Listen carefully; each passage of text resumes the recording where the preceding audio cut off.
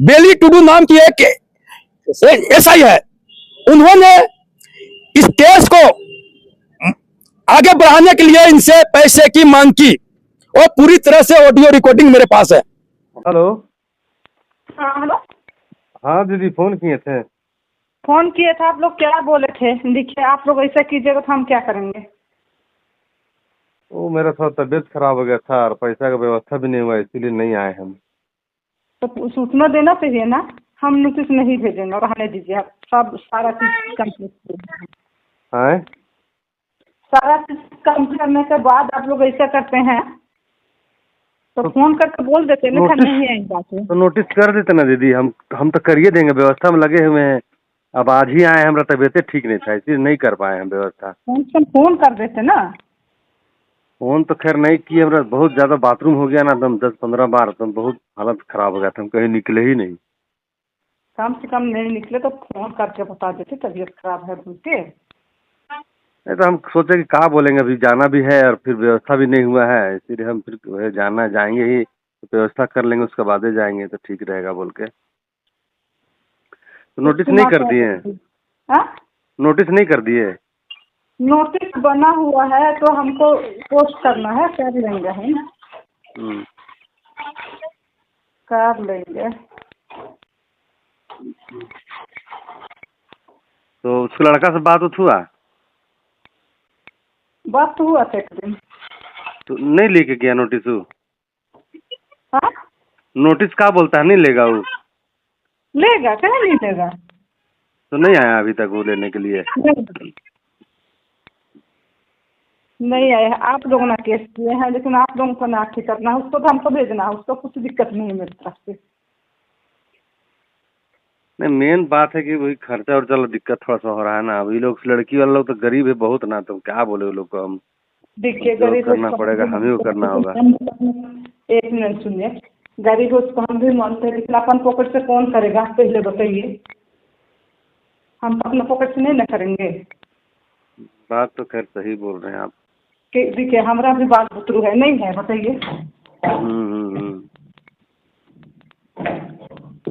अच्छा ठीक है, अब आज तो हम नहीं कुछ कर पाए, हम कल व्यवस्था बोले हुए एक जन को हैं, तो बोला है कि कर देंगे बोल के बोला तो है। कल देखिए क्या करता है, वो कितना देता है। 10,000 रुपये हम इसको बोले हैं। 10-15 हजार हो रहा है यार। अभी तो खेल शुरू ही नहीं हुआ है। खेल शुरू करवाइएगा तब ना होगा, हम तो बोल ही रहेंगे जो करना होगा हम करेंगे। आप लोग थोड़ा सपोर्ट कर देते तो अच्छा न रहता, हम तो देबे करेंगे जो भी है, मदद कीजिएगा तो हम भी। डायरी है, लेकिन मेरे पास अभी फोटोकॉपी सब भी करवाने का पैसा नहीं है ना। डायरी लिख के कंप्लीट किए हैं हम फर्स्ट डायरी के लिए।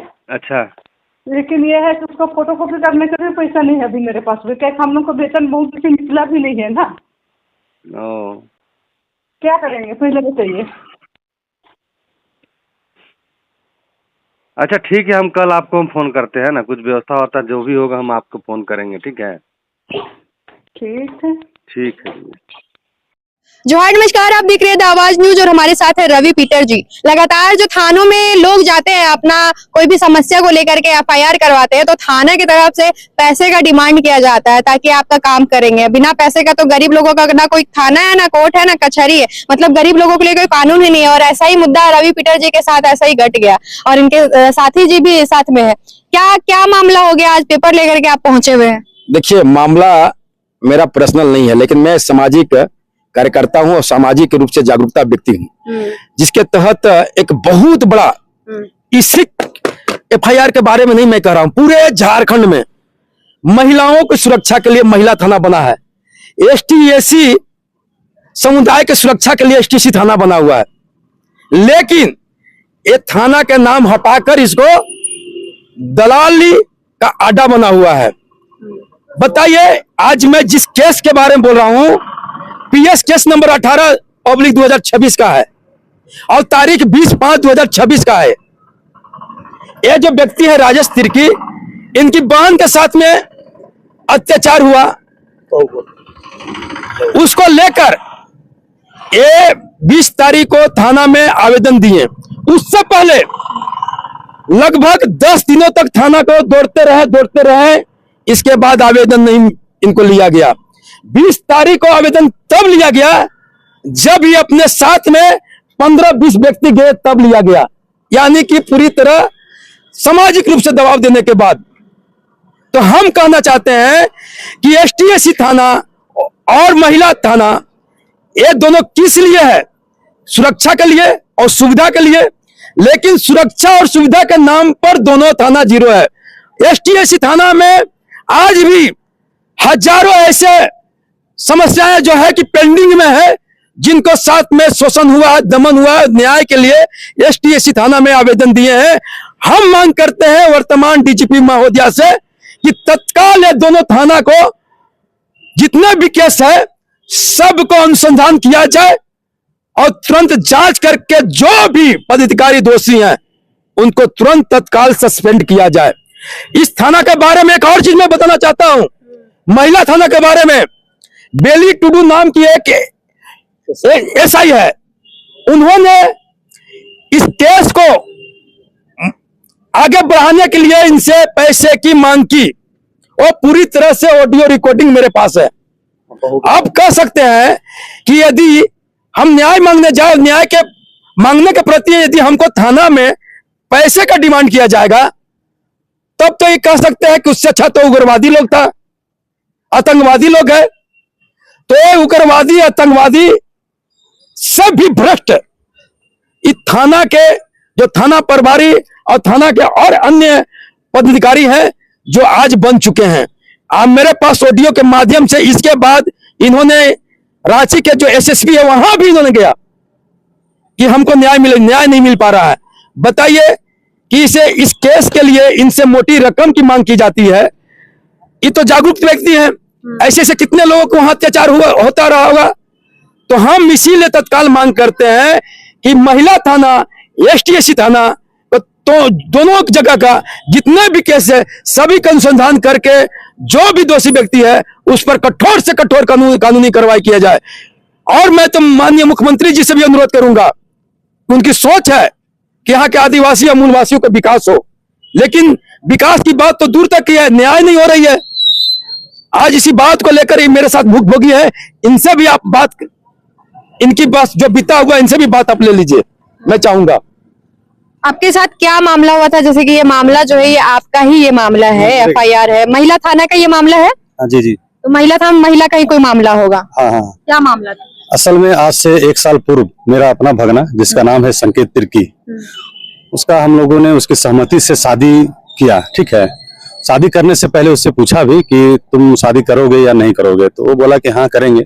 आजकल का तो प्रचलन है, बहुत सारे लड़का लड़की एक दूसरे से बात करते हैं, तो हमने उससे पूछा भी कि अगर तुम्हारा किसी लड़की से अफेयर है तो बता दो, और नहीं है तो बोलो, हम लोग आगे बढ़ेंगे। तो वो कहा कि मामा हम शादी करने के लिए तैयार हैं। हम शादी का रिश्ता भी बढ़ा दिए। तो जिस लड़की से शादी कराए हैं वो लड़की का घर उसका आना जाना था, शादी से पूर्व भी मिलना जुलना था, उसके साथ बातचीत भी होती थी और मोबाइल में द्वारा भी बात होती थी और घर भी जाया करता था।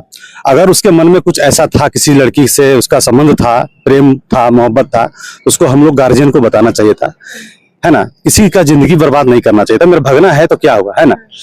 तो उसने शादी भी कर लिया। 6 महीना तक तो ठीक था। 6 महीने के बाद वो लड़का बदल गया। मेरी जो घर में बहू है, जो हमारी भगिन बहू है, उसके साथ वो व्यवहार गलत करने लगा, लड़ाई झगड़ा करने लगा, शराब पी के डेली आना, रात को 10-11 बजे 12 बजे घर आना, उसके साथ गाली गलौज करना, उसको मतलब शारीरिक शोषण, मानसिक टॉर्चर करता रहा वो। ठीक है, तो हम लोगों ने पूछा, उसको समझाने का प्रयास बहुत किया। हम लोगों घर के परिवार के द्वारा बहुत सारा हम लोगों ने परेशानियां को समझने की कोशिश की कि मगर वो लड़का में प्रॉब्लम क्या है, मगर वो ना हम लोग को मतलब बताना ही नहीं चाह रहा था। पर हम लोगों को धीरे धीरे करके हम लोग पता चला कि इसका किसी गैर लड़की के साथ उसका नाजायज संबंध है और वो लड़की ज्यादा दूर की नहीं है और मांझी की रहने वाली है। और मांझी गांव, डहू नाम है गांव का, वहां की वो लड़की है, पूजा नाम करके। तो हम लोगों ने उसको फैमिली को ही बुलाया, ठीक है ना, मिल के बात किया, समझाया, नहीं समझा। और उन लोगों ने बोला ठीक है हम लोग मामला को देखते हैं बोल के लोग टाल दिए मैटर को। तो हम लोग भी छोड़ दिए कुछ दिन। लड़का भी बोला कि ठीक है हम सुधर जाएंगे बोल के हम लोग को गारंटी दिया, मतलब जवाब दिया कि हाँ हम सुधर जाएंगे, रास्ते पे आ जाएंगे। तो हम लोग उसको कुछ समय दिए, मगर वो लड़का नहीं माना और दोबारा वो जाके लड़की के साथ में वहां रहने लगा। आज तक लगभग हो गया 4-5 महीना हो ही गया होगा, 4 महीना।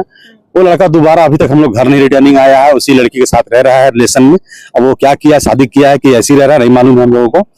हमने उसी बीच में अभी थाना में भी गए थे हम लोग, महिला थाना, वहां जाने के बाद क्या हुआ कि पहले तो हम लोगों को बहुत दौड़ाया गया सप्ताह 10 दिन तक कि FIR नहीं लेने के लिए, ठीक है ना। फिर मैडम बोली कि ऐसा करिए आप कि FIR ही कीजिए, आप डायरेक्ट FIR कीजिएगा तो हम लोग डायरेक्ट लड़का को उठा लेंगे। तो मैं ये पूछना चाहता हूं कि जब FIR हो चुका है तो लड़का अभी तक क्यों नहीं उसको प्रशासन उठाया जा रहा है, प्रशासन तरफ से कार्रवाई क्यों नहीं किया जा रहा है ना। लड़का को तो अब तक जेल होना चाहिए था। जो मंशा के साथ हम लोगों ने FIR किया मेरे भगना के ऊपर, उसको जेल होना चाहिए था। अब तक वो फ्री घूम रहा है, बिंदास घूम रहा है, और वो अपना पैसा का पावर से उसका जो लड़की जिसकी गर्लफ्रेंड है उसका अच्छा खासा घर के लोग हैं वो सपोर्ट कर रहे हैं उनके द्वारा। वो कुछ लोग भी हैं मिले हुए, मैं नाम नहीं लेना चाहूंगा, पर कुछ लोग हैं, है ना, सरकार के लोग हैं जो सपोर्ट कर रहे हैं उनको। और थाना प्रभारी को भी फोन गया था, ये मुझे अच्छी तरह से मालूम है, क्योंकि जिस दिन वो गया है फोन वहां पे, उसके बाद रवैया प्रशासन का उल्टा रवैया हो गया, हम लोग के खिलाफ हो गया। हम ही दौड़ाया जा रहा है, हमसे ही पैसा मांगा जा रहा है कि FIR लिखना होगा, बनाना होगा। तो SI बेली जी है करके नाम है उनका, है ये महिला थाना में वो SI, हाँ, उनके द्वारा डायरेक्ट पैसा मांगा गया। ठीक है, मेरे घर आ रहे हैं जांच के नाम से, तो फोन पे हमको कर दे रहे हैं ठंडा उंडा की व्यवस्था रखिएगा, नाश्ता पानी की व्यवस्था रखिएगा। वो सब करने के बाद जब जांच करने के बाद वो फिर रिटर्निंग जब जा रहे हैं मेरे घर से, तो गाड़ी में बैठने के बाद लोग 5-6 जन थे, ठीक है ना। अब हमसे डिमांड किया जा रहा है कि चलिए बढ़िया होटल में ले चलिए, कुछ बढ़िया खाना वाना खिलाइए। तो अब उनको खाना खिलाने का मतलब है 5-6 हजार खर्चा होना। अब गरीब परिवार का जो मेरी बहू है कहाँ से खर्चा करेगी? वो दाई धंधे की काम करती है, किसी के यहाँ झाड़ू पोछा का काम करती है, वो कहाँ से करेगी? हाँ, तो इस तरह का प्रशासन के द्वारा हम लोगों के साथ ये अत्याचार किया जा रहा है। अब मुझे भी लगातार फोन करके मेरे पैसा डिमांड 20,000 रुपया का, 10,000 रुपया का, 5,000 का डिमांड किया जा रहा है लगातार, जो मेरे पास रिकॉर्डिंग भी अवेलेबल है, जो मैं आपको दूंगा। महिला थाना के द्वारा, SI के द्वारा, ठीक है, किया जा रहा है। तो मैं अभी तक तो मैं प्रशासन, ये क्या नाम है, सीनियर साहब से मिल चुका हूँ एक बार, अभी क्या नाम, SSP से भी मिला था, कुछ दिन पहले ही मिला था उनको, हाँ, उनसे भी मिला था। उनको मैं FIR कॉपी दिया था, दिखाए भी थे, और उन्होंने तुरंत मेरे सामने फोन भी किए थे थाना प्रभारी को। उसके बावजूद भी अभी तक मेरा भगना बिंदास घूम रहा है, अरेस्टिंग नहीं है, वो आराम से घूम रहा है। तो हम यही कहना चाहते हैं, गुजारिश है मेरा प्रशासन से कि मैं जो परेशानी है उसको समझे और मेरे भगना के ऊपर जल्द से जल्द कार्रवाई करें। मतलब ये कैसी विडंबना है कि एक तरफ जो विक्टिम है उसी से पैसे मांगे जा रहे हैं, और जो दोषी है उसको मतलब खुला छूट दिया जा रहा है, उसको बल्कि संरक्षण भी प्रदान किया जा रहा है। हालांकि सवाल ये भी उठता है कि झारखंड में ये आपका मामला नहीं है, झारखंड में भी लगातार पुलिस का जो मनमानी है वो बढ़ता हुआ नजर आ रहा है। आप चाहे जमशेदपुर का एक मामला आया था, पुलिस के सामने ही पेट में चाकू लगा करके मार दिया गया एक युवक को। अभी 2-4 दिन पहले कुछ लड़कियां जो घूमने गई हुई थी रास्ते पे, उनको पीछा करके कुछ लोग इस तरीके से उनके साथ किए, बल्कि लगातार वो पुलिस को फोन की, लेकिन पुलिस समय पर पहुंची नहीं। एक मामला और है अल्पना महली का, आदिवासी बेटी जो कि सिर्फ शक के आधार पर, सिर्फ बिना कोई आधार, कोई भी सबूत नहीं, और उसको पुलिस थाने में ले जा करके उसको पूरा बहुत बुरी तरीके से मारा गया, और उस चक्कर में अभी दिनकर कच्छप जी को भी जेल में रखा गया है। तो लगातार इस तरह का जो मामला है ना, पुलिस का मनमानी झारखंड में बढ़ता जा रहा है, ये चलता ही रह रहा है। मतलब ये पूरा बदनाम होते जा रहा है झारखंड, क्योंकि इस तरह का जब खबर आता है तो ये खबर हमारे झारखंड में तो नहीं चलता, ये खबर हमारे पूरे देश भर में जाता है, और देश भर में हमारे झारखंड का क्या नाम जा रहा है, झारखंड पुलिस का क्या इमेज बन रहा है, आप बताइए। देखिए, सबसे बड़ी बात है कि इसे सरकार ने इनको नियुक्त किया है और वेतन पर नियुक्त है। इनका काम है 8 घंटा ड्यूटी करना और उसके बदले आपको वेतन मिल रहा है। उन लोगों से जाइए कि जिसके पास रोजगार नहीं है, वो व्यक्ति 18 घंटा काम कर रहे हैं, और 18 घंटा काम करने के बाद 10 से 15 हजार रुपया मिलता है। और आजकल तो पुलिस लोग के 50-60 हजार रुपया वेतन भी है, और उसके बावजूद भी केस में, कोई भी केस करने जाइए तो चाय पानी के नाम पर 10,000 20,000 रुपया, और तो और किसी को भी अगर फंसाना हो गलत तरीका से, तो आराम से पुलिस को 50,000 रुपया दे दीजिए, आसाना का उसका घर से उठा के उसको जेल में डाल देगा। यानी कि जो कार्य गुंडा लोग करता था, जो उग्रवादी लोग जो कार्य करता था, वो पुलिस कर रही है। ये बहुत बड़ा, राज्य के लिए बहुत बड़ा दुर्भाग्य है, केवल कि इसलिए कि पुलिस का पहचान है जनता की सुरक्षा करना, जनता की सुरक्षा करना। लेकिन जिस तरीका से अभी राजेश तिर्की जी को एक AIS के द्वारा, SI के द्वारा जो पैसा का डिमांड किया गया, ये बहुत बड़ा दुर्भाग्य है। और ये खासकर उस महिला थाना में वैसे महिला जो जाती है, जिस महिला के न्याय के लिए कहीं कोई जगह नहीं बचा हुआ रहता है, जो हर एक जगह से शारीरिक, मानसिक, आर्थिक, पारिवारिक तमाम चीज को खो चुकी होती है, और महिला थाना बनाया भी इसलिए गया ताकि वो महिलाएं वहां तक पहुंचे जो अपनी समस्या को पुरुष के सामने नहीं बयां कर सकती है, इसलिए उनके लिए सेफ्टी के लिए महिला थाना बनाया। लेकिन महिला होकर के महिला की भक्षक बन जा रही है, महिला के दर्द को नहीं समझ रही है, महिला का तकलीफ को नहीं समझ, उल्टा वो डिमांड कर रही है रिश्वत की या पैसे की। क्या क्या मामला है? इस तरीके से तो मतलब इंसानियत पे भरोसा उठ जा रहा है। देखिए, महिला थाना और एसटीएससी थाना, ये दोनों थाना के नाम पर ये कलंकित है। इसलिए कलंकित है कि वहां पर न आज तक किसी महिला को वहां न्याय नहीं मिला है महिला थाना से, और एसटीएससी थाना में किसी भी एसटीएससी समाज को वहां पर न्याय नहीं मिला। केवल वहां पर लाइजनिंग का काम होता है पदाधिकारियों द्वारा, वहां पर केवल और केवल दलाली का कार्य रह गया है, चाहे महिला थाना हो चाहे एसटीएससी थाना हो। तो हम तत्काल डीजीपी महोदया से मैं अनुरोध करना चाहता हूं कि खासकर ये दो थाना पर ध्यान दिया जाए, और जितने भी वहां पर केस पेंडिंग है, चाहे केस को अनुसंधान करके और क्यों नहीं हुआ है, दोषी जो पदाधिकारी उन पर कठोर से कठोर सजा हो। इसलिए हो कि दोनों जगह पर वैसे व्यक्ति जाते, एक तो होता है कि समाज द्वारा उसको प्रताड़ित किया जाता है, एक वैसे जगह होता है कि जो महिला सब कुछ खोकर एक अंतिम उसका न्याय उम्मीद टिका हुआ रहता है वो महिला थाना पर, वहां पर भी उसके साथ में इस तरह से अत्याचार होता है। ये समाज के लिए भी घोर अपराध है, और साथ साथ में लोकतंत्र में और लोकतांत्रिक मूल्यों में जिस तरीके से हम लोग रहते हैं उसके लिए भी बहुत खतरनाक है। ये जो मामला जैसे मैंने आपको बताया पूरा झारखंड भर में चल रहा है, आपको क्यों लगता है कि मतलब ऐसा क्यों है कि हमारे झारखंड में इस तरीके का मामला जो है वो बहुत ज्यादा बढ़ता जा रहा है कि यहाँ के जो मूलवासी, यहाँ के जो आदिवासी, उन लोगों पे एक्सट्रीम अत्याचार किया जाता है, लेकिन वही कोई पूंजीपति इंसान आ जाता है, कोई अमीर व्यक्ति आ जाता है, कोई बाहरी व्यक्ति आ जाता है तो उसको पूरा संरक्षण मिल जाता है। ये क्यों है? क्या ये भी कारण है कि यहाँ पे जितने थाना प्रभारी हैं ज्यादातर बाहर के लोग हैं, जितने नॉर्मल गार्ड के रूप में भी है, एक नॉर्मल चपरासी भी देख लीजिए वो भी बाहर के लोग हैं, तो ये भी कारण है क्या कि यहाँ के लोगों का दर्द वो लोग नहीं समझ पा रहे हैं? देखिए, इसमें एक आपने जो बात बोले कि सच में यहाँ के जो जिस भी थाना में चले जाइए, नीचे से ऊपर ज्यादा कर जो पदाधिकारी लोग हैं वो झारखंड के बाहर के लोग हैं। पहला ये भी कारण है, दूसरी कारण यह है सबसे ज्यादा देश में झारखंड में खनिज संपदा है। खनिज संपदा अत्यधिक होने के कारण यहाँ पर जितने भी थाना प्रभारी हो या अन्य पदाधिकारी लोग हैं उनकी यहाँ पर निगाह टिकी हुई रहती है। वो अगर ईमानदार हैं तो किसी न किसी व्यापारियों द्वारा लोभ और लालच के चक्कर में वो अपनी ईमानदारी को खो देते हैं। बालू के अवैध कारोबार देखिए, कोयला के अवैध कारोबार देखिए, लोहा के अवैध कारोबार देखिए, अबरक का अवैध कारोबार देखिए, तमाम चीजों के अवैध कारोबार के चलते ये थाना प्रभारी और थाना में उपस्थित तमाम पदाधिकारियों का मन और विचार और नेचर दोनों चेंज हो चुका होता है। कारण इसलिए है कि कम समय में अत्यधिक पैसा कैसे कमाया जाए, कम समय में अपने बाल बच्चों को करप्शन के पैसा से उनकी भविष्य कैसे तैयार किया जाए, इसमें सभी कोई लगे हुए रहते हैं। इसी कारण है कि यहाँ पर जितने झारखंड में थाना प्रभारी हो या थाना में उपस्थित जितने भी पदाधिकारी लोग हो, सबकी मन और विचार दोनों चेंज हो जाता है। यहाँ अत्यधिक खनन होने के कारण, अवैध कारोबार होने के कारण, चाहे आप चले जाइए तो देखिए कि जिस नशीली पदार्थों का अवैध कारोबार होता है उसमें प्रत्येक थाना प्रभारी सभी को मालूम होता है।